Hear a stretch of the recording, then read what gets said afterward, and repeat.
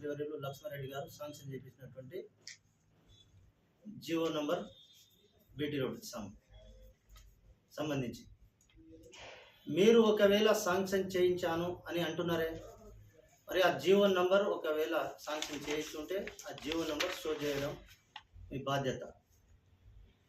ఒకవేళ GO number చేయించకుంటే ప్రజలను మోసం చేసి అబద్ధాల మీద రాజకీయం చేస్తున్నామని అర్థమవుతుంది. లేకపోతే జడ్చర్ల నియోజకవర్గ ప్రజలకు క్షమాపణ చెప్పాల్సిన బాధ్యత ఎమ్మెల్యే గారి పైన ఉంది. ఈ రోడ్ ఆల్రెడీ శాంక్షన్ అయి టెండర్ కాల్ఫర్ చేసి ఒక 2 కాంట్రాక్టర్లు టెండర్ వేసి దాన్ని ఎప్పుడైతే మనం డ్రా చేసే మూమెంట్లో ఎలక్షన్ కోడ్ రావడంతో ఈ టెండర్ ఓపెన్ చేయలేకపోయారు. దాన్ని మీరేం చేస్తారంటే శాంక్షన్ నేనే చేయించిన అని చెప్పేసి ఎవరైతే టెండర్ వేసారో వాళ్ళని క్యాన్సిల్ చేయించి కొత్త టెండరు సివిట్ అనే కంపెనీ వాళ్ళకు అప్పచెప్పి స్థానికులకు అవకాశం కలగకుండా వాళ్ళకు అప్పచేయడం జరుగుతుంది.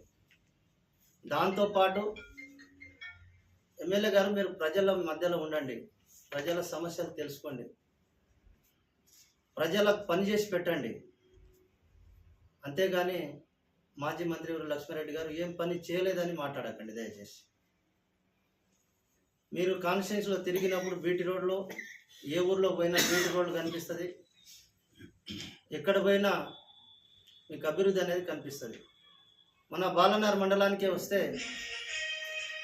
ఇక్కడ మన హైవే నుంచి ఉడితెల వరకు బీటీ రోడ్ శాంక్షన్ చేపించడం జరిగింది. శాంక్షన్ అయింది, ఆల్రెడీ అయిపోయింది. అది ఉడితెల నుంచి మామిడిగుట్ట తండ వరకు బీటీ రోడ్ అయిపోయింది.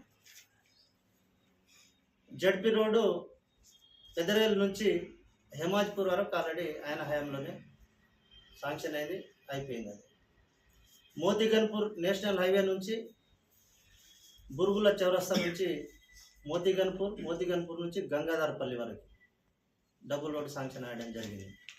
మోతిగన్పూర్ నుంచి వయా రాయికల్ వరకు బీటీ రోడ్ శాంక్షన్ అవ్వడం జరిగింది. గంగాధరపల్లి నుంచి రామేశ్వరం వరకు బీటీ రోడ్ శాంక్షన్ చేపట్టడం జరిగింది. దాంతోపాటు సూరారాం నుంచి బ్రిడ్జి, అదేవిధంగా బీటీ రోడ్డు ఉడితెల వరకు శాంక్షన్ అయ్యడం జరిగింది. ఆల్రెడీ మనం పోతా ఉన్నాం, అక్కడ చూస్తూ ఉన్నాం. దాంతోపాటు బోడిజనపేట చౌరస్తా నుంచి వనమణిగూడ నామ్యాతాండ వచ్చేసి మాచారం తండ వరకు బీటీ రోడ్ శాంక్షన్ అయ్యడం జరిగింది. హేమాజీపూర్ వాటర్ ట్యాంక్ నుంచి కోల్కుంట తండ వయా గుండె తండ వరకు బీటీ రోడ్ శాంక్షన్ చెప్పడం జరిగింది ట్రైబల్ వెల్ఫేర్ డిపార్ట్మెంట్లో. అదే కాకుండా బోడగుట్ట తండ ముందల నుంచి ఏడుగుట్టల తండ వరకు బీటీ రోడ్ శాంక్షన్ చెప్పడం జరిగింది. ఈ విధంగా చెప్పుకుంటూ పోతే చాలా బీటీ రోడ్లు మాజీ మంత్రి లక్ష్మారెడ్డి హయాంలో కావడం జరిగింది. దానికి తోడుగా నేను దగ్గరుండి ట్రైబల్ వెల్ఫేర్ డిపార్ట్మెంట్లో శాంక్షన్ చేపించడం జరిగింది. అదే కాకుండా ఇక్కడ బంజారా భవన్ 1 ఎకరా ల్యాండు 2 కోట్లతోటి బంజారా భవన్ శాంక్షన్ చేపించడం జరిగింది. మిమ్మల్ని మేము రిక్వెస్ట్ చేసేది ఏంటంటే, మేము చేసినటువంటి ఈరోజు మీరు శంకుస్థాపన ఏదైతే చేస్తూ ఉన్నారో కేతిరెడ్డిపల్లి కానీ సూరారం దగ్గర కానీ చెక్ డ్యామ్లు మేము చేసినవే, కొత్తగా మీరు చేయండి, శాంక్షన్ చేయండి. లేకపోతే మేము ఇంతకుముందు చెప్పినట్టుగా ఏదైతే శాంక్షన్ చేసినామో దాని వెంబడి అభివృద్ధి మీద దృష్టి పెట్టండి. అదే కాకుండా బాలానగర్ మండల్ హెడ్ క్వార్టర్లో 30 పడకల ఆసుపత్రి ఆల్రెడీ ఓపెనింగ్ అయింది. దానికి సంబంధించినటువంటి డాక్టర్లను వెంబడి అపాయింట్మెంట్ ఇప్పియండి. అదే కాకుండా మనం